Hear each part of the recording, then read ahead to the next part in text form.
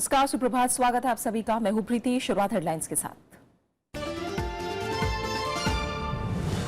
उत्तर प्रदेश में छठे और मणिपुर के पहले दौर के लिए आज शाम थमेगा प्रचार। आखिरी दिन सभी दलों के दिग्गजों की रैलियां। दोनों राज्यों की 87 सीटों पर शनिवार को मतदान। बैंकों से कैश लेन देन अब महंगा। 4 ट्रांजैक्शन के बाद देने होंगे 150 रुपए। बिना सब्सिडी वाले रसोई गैस सिलेंडर के दाम में भी 86 रुपए की बढ़ोतरी।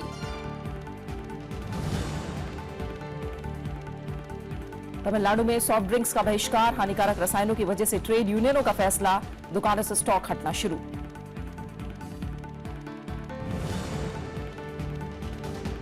दुनिया भर में भारतीयों की सुरक्षा सरकार की प्राथमिकता। विदेश मंत्रालय के प्रवक्ता गोपाल बागले का बयान। भारतीय इंजीनियर की हत्या पर अमेरिका के रुख से संतुष्ट भारत। और निशानेबाजी विश्व कप में भारत को पहला गोल्ड। 50 मीटर पिस्टल में जीतू राय का वर्ल्ड रिकॉर्ड। अमनप्रीत को रजत पदक।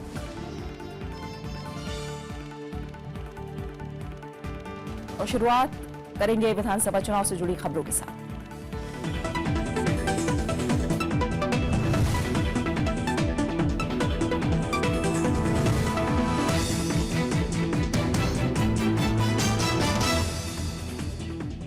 उत्तर प्रदेश में छठे चरण और मणिपुर में पहले चरण के तहत 4 मार्च को होने वाले मतदान के मद्देनजर आज शाम 5 बजे चुनाव प्रचार थम जाएगा। पूर्वांचल के 7 जिलों की 49 सीटों के लिए 635 उम्मीदवार मैदान में हैं, जिनके भविष्य का फैसला करीब 1.25 करोड़ मतदाता करेंगे। शाम 5 बजे प्रचार थमने के बाद प्रत्याशी डोर टू डोर प्रचार कर सकते हैं। प्रचार पर रोक लगने से पहले क्षेत्र में मौजूद दूसरे विधानसभा क्षेत्र के सभी स्टार प्रचारकों को जिला छोड़ना पड़ेगा। तय समय के बाद प्रचार नहीं हो, इसे लेकर प्रशासन सतर्क है। उत्तर प्रदेश में छठे दौर के तहत 7 जिलों की 49 सीटों पर वोट डाले जाने हैं।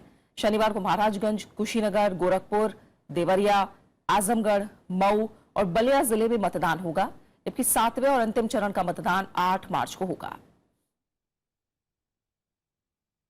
वहीं मणिपुर की 60 विधानसभा सीटों पर 2 चरणों के तहत 4 और 8 मार्च को मतदान होगा। पहले दौर में शनिवार को राज्य की 38 सीटों पर वोट डाले जाएंगे। इस दौर में 168 उम्मीदवार अपनी किस्मत आजमा रहे हैं, जबकि 22 सीटों के लिए 8 मार्च को मतदान होना है और नतीजे 11 मार्च को आएंगे।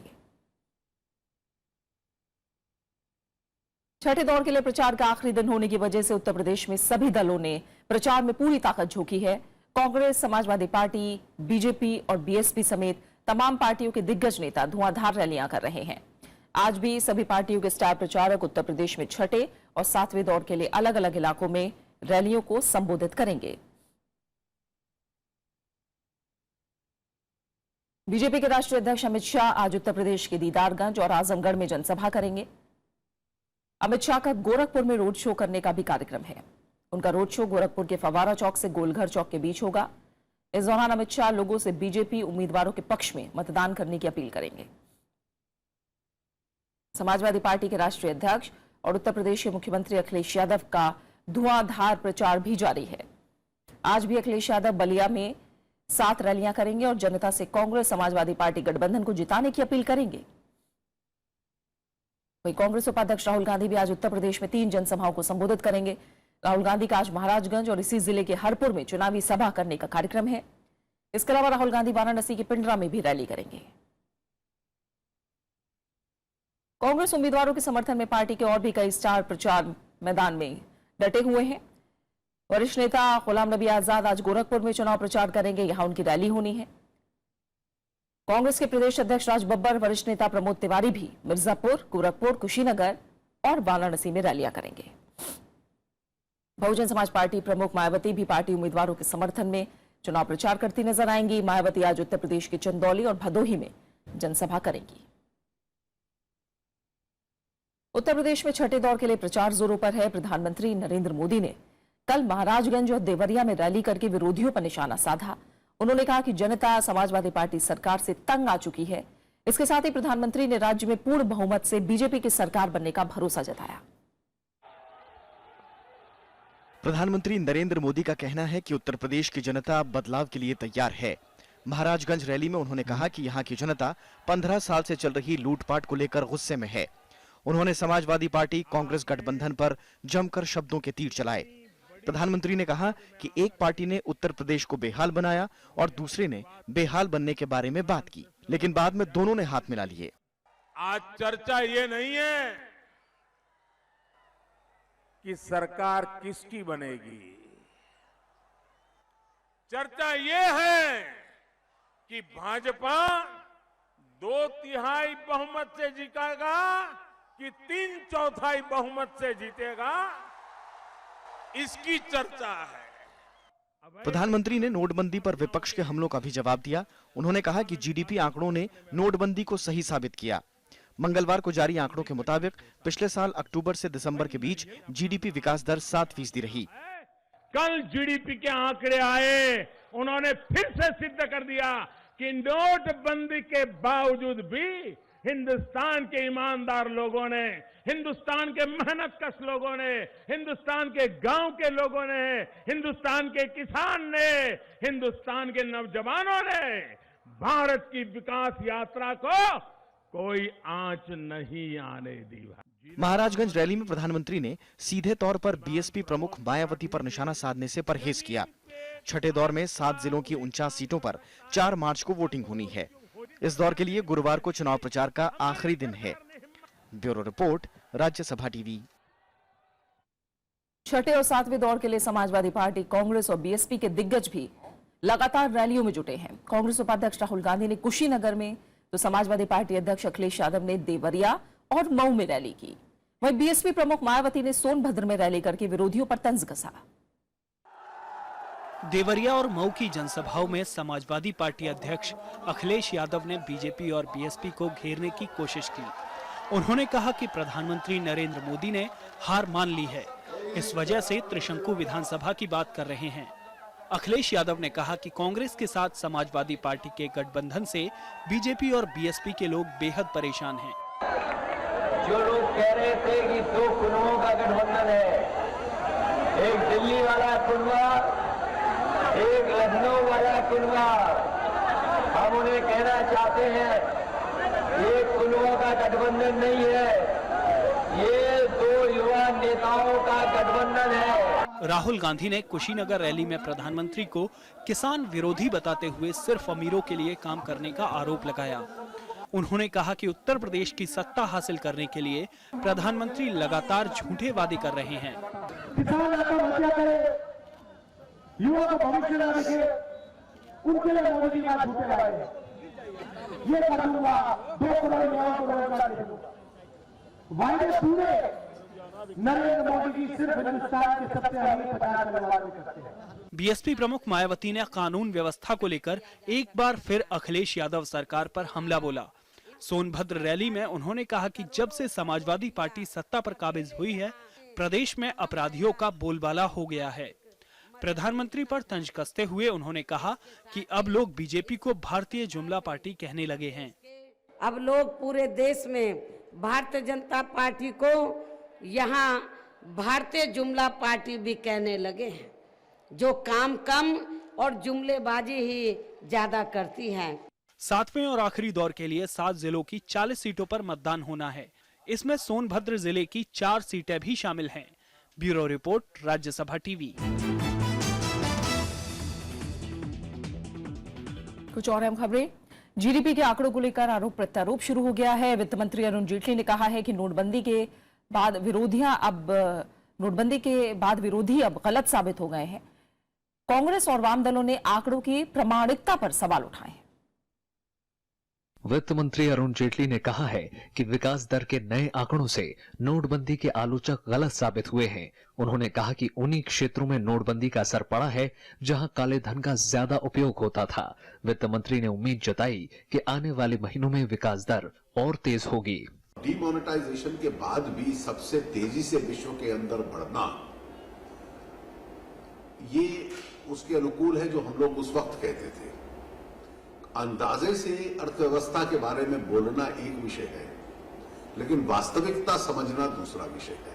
हालांकि कांग्रेस इन आंकड़ों पर भरोसा नहीं कर रही है। पार्टी का आरोप है कि जीडीपी के आंकड़ों को बढ़ा चढ़ाकर पेश किया जा रहा है और इससे भारत की साख पर असर पड़ेगा। पार्टी के मुताबिक नोटबंदी से जीडीपी को 2.5 लाख करोड़ रुपए के नुकसान की आशंका है। जो असंगठित क्षेत्र में उद्योग हैं, वहाँ जो नुकसान हुआ है, वहाँ जो कारखाने बंद हुए हैं, वहाँ जो नौकरी टूटी है, उसका अनुमान अभी सरकार के पास और किसी के पास नहीं है। Your big infrastructure flagship companies, Larsen & Toubro and BHEL, they have laid off thousands of workers. Is that 7% growth? What is the ground reality and what are they talking about in figures?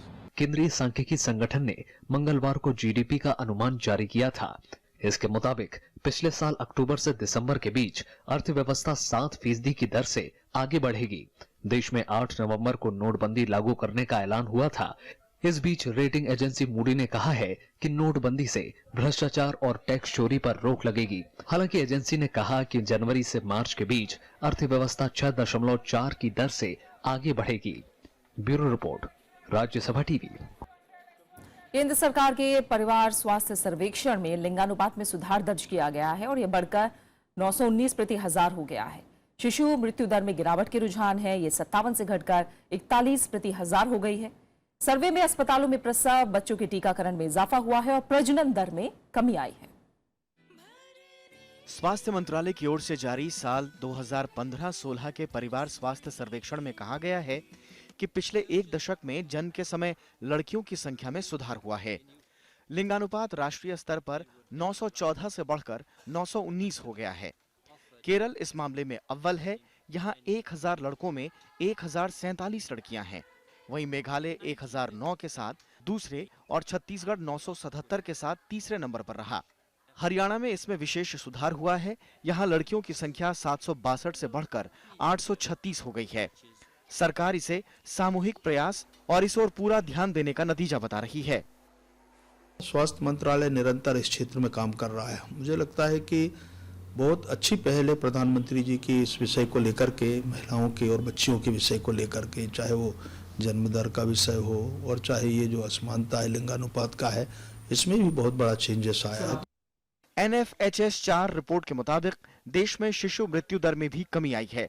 2005-6 में जहां यह आंकड़ा 57 प्रति हजार था, वो 2015-16 में घटकर 41 हो गया है। इसमें अरुणाचल प्रदेश, त्रिपुरा, पश्चिम बंगाल, ओडिशा, झारखंड और राजस्थान में इसमें 20% की कमी हुई है। बच्चों के टीकाकरण की दर भी बढ़कर 62% हो गई है। अस्पतालों में कराए गए प्रसव में करीब 40% इजाफा हुआ है और ये करीब 39% से बढ़कर 79% हो गया है। पिछले सर्वेक्षण के मुकाबले सभी राज्यों में कुल प्रजनन दर में भी कमी आई है। इसमें जननी सुरक्षा जैसी योजनाओं का अहम योगदान है। एक तो माइंडसेट चेंज होना चाहिए। हमें अपने आप को, अपने लोगों को, अपने आसपास के लोगों को रिट्रेन करना चाहिए कि बच्चा बच्चा है, वो लड़का है लड़की है, इट डज नॉट मैटर।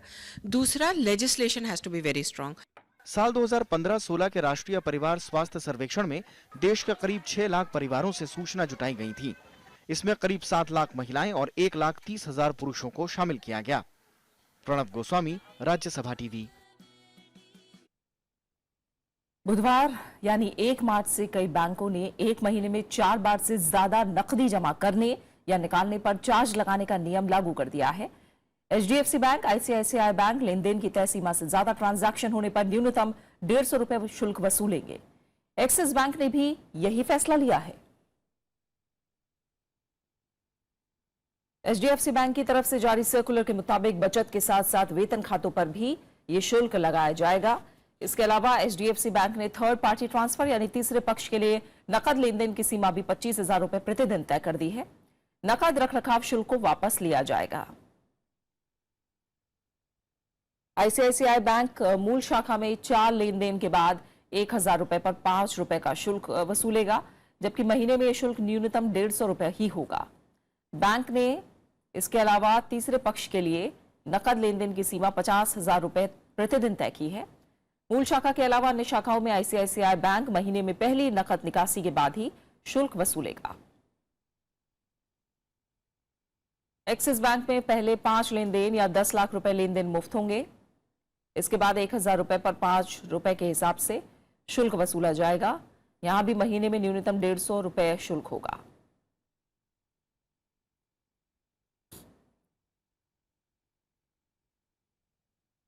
सार्वजनिक क्षेत्र के बैंक भी इसी तरह का कदम उठाएंगे। फिलहाल इस बारे में स्थिति पूरी तरह साफ नहीं हो पाई है। लोगों को अब तय सीमा के बाद नकद लेन देन पर चार्ज देना होगा। बैंकों का यह फैसला लोगों की जेब पर भारी पड़ने वाला है। प्राइवेट सेक्टर के कुछ बैंकों ने 1 मार्च से नगद लेन देन पर चार्ज लगाने का फैसला किया है। लोगों का कहना है कि कैशलेस ट्रांजैक्शन के बहाने बैंक कस्टमर पर बोझ डाल रहे हैं। है तो गलत तो ऐसे है कि मतलब सैकड़ों साल से ये बैंक का काम चला है, जब से तो ऐसे कोई नियम लागू हुआ नहीं है। अब रोज नए नियम सरकार लगा रही है, तो उसमें जनता क्या कर सकती है? जनता के तो हाथ में तो कुछ है नहीं। फैसला सर्विस क्लास के लिए तो ठीक है। ये गलत किया गया है वैसे तो हमारे साथ ये कि अपने ही बैंक से अगर हम लोगों को ट्रांजैक्शन करनी है, उसके बाद हमें चार्जेस पे करने हैं, तो वो बिल्कुल गलत है ये फैसला। तो हम लोगों ने कि अननेसेसरी में क्यों 150 रुपये पे करें हम लोग हर ट्रांजैक्शन पे। जानकारों का मानना है कि बैंकों का ये फैसला डिजिटल इंडिया की ओर बढ़ते कदम को मजबूती देगा। देखिए, जहां तक 4-5 ट्रांजैक्शन फ्री की बात है, आप मुझे बताइए कौन ऐसा आदमी होगा जो एक हफ्ते में एक बार से ज्यादा, तो अभी भी छूट है। मतलब अगर 4 ट्रांजैक्शन की मैं बात करूं महीने में, तो मतलब हर हफ्ते आदमी एक बार जाके पैसा जमा कर सकता है या हर बार जाके पैसा निकाल सकता है हफ्ते में एक बार। तो कितने ट्रांजैक्शन करोगे भैया बैंक से? फिलहाल एचडीएफसी बैंक ने ट्रांजैक्शन चार्ज लागू कर दिया है। एसबीआई 1 अप्रैल से ट्रांजैक्शन चार्ज लागू करेगा। मोहम्मद फातेह टीपू, राज्यसभा टीवी। बिना सब्सिडी वाले रसोई गैस सिलेंडर के दाम 86 रुपए प्रति सिलेंडर बढ़ा दिए गए हैं। सार्वजनिक क्षेत्र की पेट्रोलियम कंपनियों का कहना है कि अंतर्राष्ट्रीय बाजार में दाम बढ़ने की वजह से कीमतों में बढ़ोतरी की गई है। बिना सब्सिडी वाला रसोई गैस सिलेंडर अब 86 रुपए बढ़कर 737 रुपए 50 पैसे में मिलेगा। बिना सब्सिडी वाले सिलेंडर के दाम में ये एक मुश्त अब तक की सबसे बड़ी बढ़ोतरी है। इससे पहले 1 फरवरी को 66.5 रुपए प्रति सिलेंडर की वृद्धि की गई थी। खबरें जारी है, लौट रहे हैं एक छोटे से ब्रेक के बाद।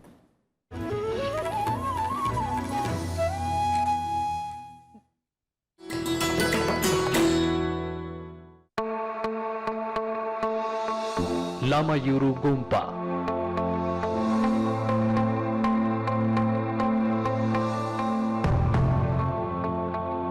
तकरीबन 1100 साल पुराना बौद्ध मठ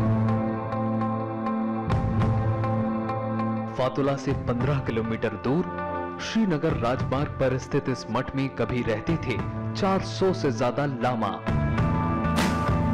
दुनिया भर में मशहूर है इसकी सजावट और सैकड़ों कलाकृतियां। बौद्ध गुरु नरूपा ने यहाँ एक गुफा में कई साल की आराधना। मठ परिसर में है भगवान बुद्ध के अवतारों को समर्पित कई खूबसूरत मंदिर।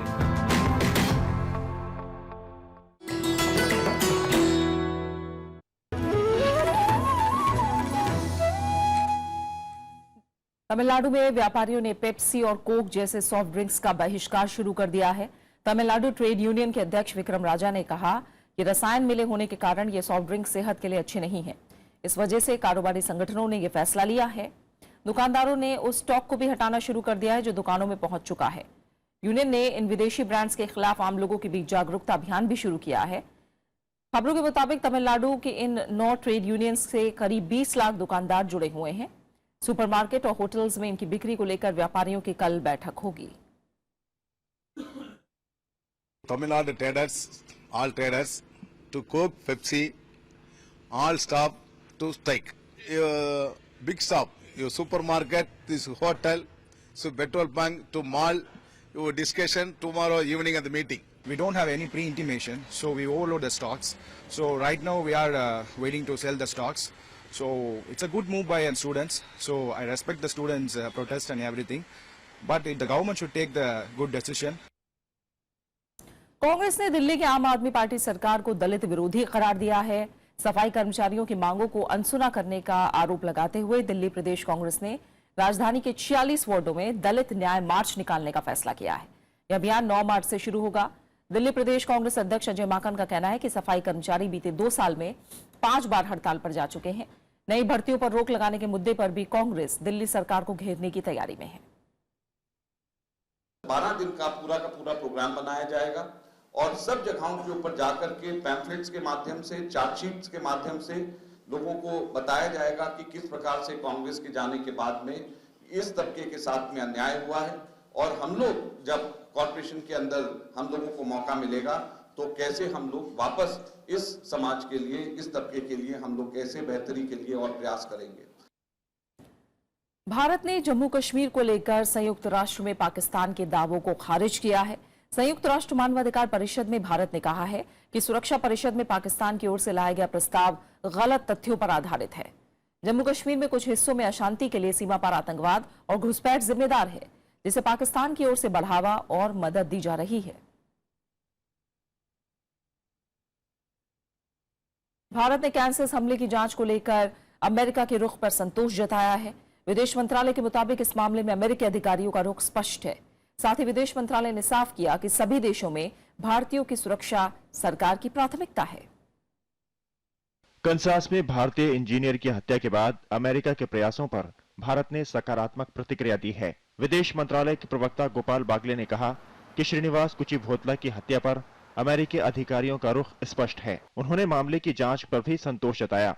अमेरिका की जितने भी उच्च अधिकारीगण हैं, उनके जो बयान आए हैं कंसास की दुर्भाग्यपूर्ण दुर्घटना के बाद, वो बड़े ही स्पष्ट हैं और उन्होंने बड़े ही साफ शब्दों में इस घटना की, इस किलिंग की निंदा करी है और कहा है कि इसका पूरा इन्वेस्टिगेशन किया जाएगा, इसका पूरा वो लोग खोजबीन करेंगे और फिर प्रोसिक्यूट भी करेंगे। विदेश मंत्रालय के प्रवक्ता ने साफ किया कि पूरी दुनिया में भारतीयों की सुरक्षा सरकार की प्राथमिकता है, जिसके लिए सभी देशों में संबंधित अधिकारियों से बातचीत जारी रहेगी। अमेरिका में ही नहीं, जहां भी इस तरीके की जरूरत होगी, सरकार हमेशा उच्च अधिकारियों के साथ दूसरे देशों में एंगेज रहेगी, उनके साथ इस बारे में बात करती रहेगी और इस मुद्दे को पर आगे भी हम उनसे एंगेज रहेंगे। इससे पहले अमेरिकी राष्ट्रपति डोनाल्ड ट्रंप ने कल कांग्रेस को संबोधित करते हुए कंसास हमले की कड़े शब्दों में निंदा की थी। उन्होंने कहा था कि नफरत के नाम पर हिंसा को कतई बर्दाश्त नहीं किया जा सकता। हालांकि डेमोक्रेटिक पार्टी के नेता बर्नी सैंडर्स ने कांग्रेस में संबोधन के दौरान श्रीनिवास के परिजनों को नहीं बुलाए जाने पर राष्ट्रपति डोनाल्ड ट्रंप की आलोचना की है। वहीं श्रीनिवास की पत्नी सुनैना ने भी मानवाधिकारों की रक्षा की अपील की है। Bureau report, Rajya Sabha TV. अमेरिकी राष्ट्रपति डोनाल्ड ट्रंप ने वीजा नीति को लेकर अपने रुख में बदलाव के संकेत दिए हैं। कल कांग्रेस को संबोधित करते हुए उन्होंने प्रवासियों को वीजा देते वक्त योग्यता को तवज्जो देने की बात कही। ट्रंप ने कहा, ऐसा करने से लाखों डॉलर की बचत और श्रमिकों के वेतन में इजाफा होगा। अमेरिकी राष्ट्रपति ने कहा कि कनाडा और ऑस्ट्रेलिया में भी इसी तरह की व्यवस्था है। ट्रंप के इस बयान से भारतीय पेशेवरों को फायदा होने की उम्मीद बढ़ गई है। अमेरिका में H-1B वीजा पाने वालों में भारतीयों की तादाद सबसे ज्यादा है, जिसके मद्देनजर अमेरिकी राष्ट्रपति की इस बात को काफी अहम माना जा रहा है। अफगानिस्तान की राजधानी काबुल में 2 आत्मघाती हमलों में 16 लोगों की मौत हो गई, जबकि 30 से ज्यादा लोग घायल हुए हैं। पहला हमला काबुल के पश्चिम में पुलिस मुख्यालय में किया गया। दूसरा हमला काबुल के बाहरी छोर पर स्थित खुफिया एजेंसी के कार्यालय में किया गया। 2 आतंकवादी खुफिया एजेंसी की इमारत में घुसे। इनमें से एक ने विस्फोट करके खुद को उड़ा लिया और दूसरा आतंकवादी सुरक्षा बलों की गोली का शिकार हो गया। तालिबान ने इन हमलों की जिम्मेदारी ली है।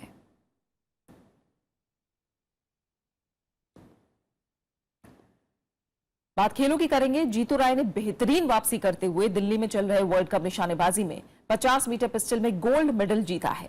जीतू राय ने इससे पहले मंगलवार को 10 मीटर एयर पिस्टल में ब्रॉन्ज मेडल जीता था। बुधवार को उन्होंने फाइनल में अनुभव का बखूबी इस्तेमाल करके वर्ल्ड रिकॉर्ड स्कोर के साथ सोने पर निशाना साधा। जीतू ने 230.1 का स्कोर बनाया। इसी स्पर्धा में दूसरे भारतीय निशानेबाज अमनप्रीत सिंह सिल्वर मेडल हासिल करने में कामयाब रहे। अमनप्रीत ने 226.9 का स्कोर बनाया। ईरान के वाहिद गुलखानदन ने 208 का स्कोर बनाकर कांस्य पदक जीता।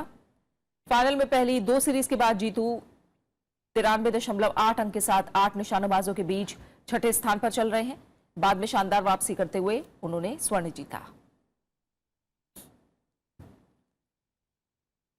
भारतीय क्रिकेट टीम के कप्तान विराट कोहली को शानदार प्रदर्शन के लिए प्रतिष्ठित पॉली उमरिगर पुरस्कार और star off spinner Ravichandran Ashwin को दिलीप सरदेसाई पुरस्कार के लिए चुना गया है। दोनों खिलाड़ियों को 8 मार्च को बेंगलुरु में होने वाले बीसीसीआई के सालाना समारोह में पुरस्कार से नवाजा जाएगा। विराट को रिकॉर्ड तीसरी बार पॉली उमरिगर पुरस्कार के लिए चुना गया है। वहीं अश्विन दूसरी बार दिलीप सरदेसाई पुरस्कार हासिल करेंगे। उन्हें 2011 में भी ये पुरस्कार मिला था। बात खास शख्सियत की। भारत कोकिला के नाम से मशहूर सरोजनी नायडू की आज पुण्यतिथि है। 13 फरवरी 1879 को जन्मी सरोजनी नायडू भारतीय राष्ट्रीय कांग्रेस के अध्यक्ष भी रहीं। 1925 में उन्हें भारतीय राष्ट्रीय कांग्रेस का अध्यक्ष चुना गया। आजादी के बाद वो पहली महिला राज्यपाल बनी। सरोजनी नायडू को अंग्रेजी, हिंदी और उर्दू समेत कई भाषाओं में महारत हासिल थी। सविनय अवज्ञा आंदोलन में वो गांधी जी के साथ जेल भी गईं। 1942 के भारत छोड़ो आंदोलन में भी उन्हें 21 महीने के लिए जेल जाना पड़ा था। 2 मार्च 1949 को 70 साल की उम्र में दिल का दौरा पड़ने से लखनऊ में उनका निधन हुआ था। आज हिंदी फिल्मों के मशहूर संगीतकार आनंद जी वीरजी शाह का जन्मदिन है। आनंद जी का जन्म 2 मार्च 1933 को गुजरात के कच्छ में हुआ था। आनंद जी के बड़े भाई कल्याण जी वीरजी शाह के साथ 1960 में जोड़ी बनाई। दोनों की जोड़ी ने दर्शकों के दिलों में खास जगह बना ली। इस जोड़ी ने फिल्म जगत को करीब 250 फिल्मों में संगीत दिया, जिनमें डॉन, बैराग, त्रिदेव, कोरा कागज और सफर जैसी बेहतरीन फिल्में हैं।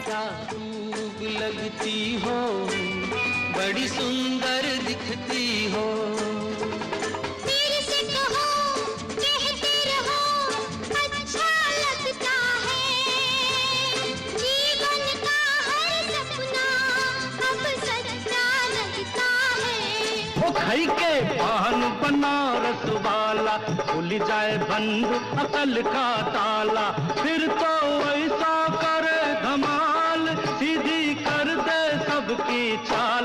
वो छोरा गंगा किनारे वाला, वो छोरा गंगा किनारे वाला। परदेसियों से न अखियां मिलाना, परदेसियों को है एक दिन जाना। परदेसियों से न अखियां मिलाना, परदेसियों से न अखियां मिलाना। पल पल दिल के पास तुम रहती हो, जीवन मीठी प्यार ये कहती हो। पल पल दिल के पास तुम रहती हो।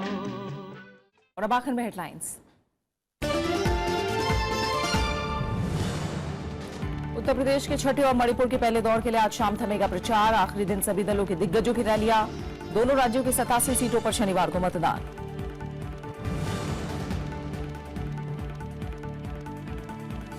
बैंक से कैश लेन देन अब महंगा। 4 ट्रांजैक्शन के बाद देने होंगे 150 रुपए। बिना सब्सिडी वाले रसोई गैस सिलेंडर के दाम में भी 86 रुपए की बढ़ोतरी।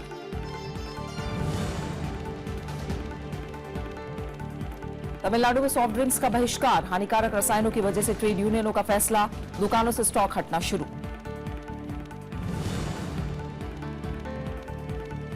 दुनिया भर में भारतीयों की सुरक्षा सरकार की प्राथमिकता। विदेश मंत्रालय के प्रवक्ता गोपाल बागले का बयान। भारतीय इंजीनियर की हत्या पर अमेरिका के रुख से संतुष्ट भारत।